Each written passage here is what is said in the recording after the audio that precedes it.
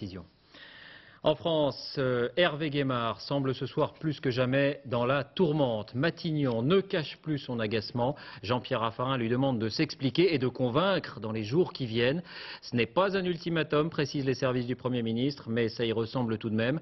Il faut dire que le ministre des Finances a commis une nouvelle maladresse dans une interview à Paris Match. Il nie être propriétaire d'un appartement, mais depuis, on a appris qu'il l'était. Arnaud Boutet, Amaury-Guibert. Hier soir, Hervé Guémard s'est montré souriant, mais silencieux. Est-il vrai que vous avez présenté votre démission? Bonjour, monsieur le ministre. Directeur d'HEC. Avec les étudiants d'HEC, le ministre de l'économie n'a parlé que de formation, surtout pas de démission. Changement de ton ce soir à Matignon. Jean-Pierre Raffarin demande à son ministre de s'expliquer. Au cœur du problème, il y a cette interview dans Paris Match. Hervé Guémard déclare « Je n'ai pas de fric. Si je n'étais pas le fils d'un cordonnier, si j'étais un grand bourgeois, je n'aurais pas de problème de logement. Je serais propriétaire de mon appartement. » Mais voilà, Hervé Guémard est bel et bien propriétaire d'un appartement boulevard Saint-Michel. 200 mètres carrés qu'il loue à un ami. Mensonge ou maladresse?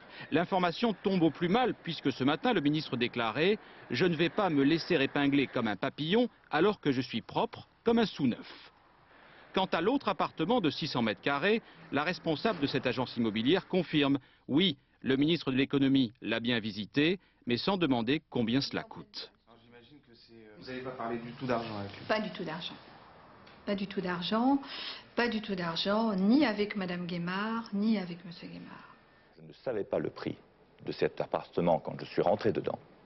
Et dès que je l'ai su, je me suis dit que je n'allais pas y rester, c'est la décision que j'ai prise. 14 000 € de loyer payés par l'État. Après 7 jours de crise, le PS en appelle au chef de l'État. C'est un problème de crédibilité, d'autorité, d'image, disais-je, du gouvernement. Et forcément, la question est posée au président de la République. Comment faire avec un gouvernement qui est aussi faible, aussi fragile, aussi atteint? Nicolas Sarkozy aime rappeler que lorsqu'il était ministre de l'économie, lui habitait Bercy. L'affaire Guémard, il la résume avec sévérité. Je suis certain que les Français s'interrogent et que les Français confrontés à des difficultés quotidiennes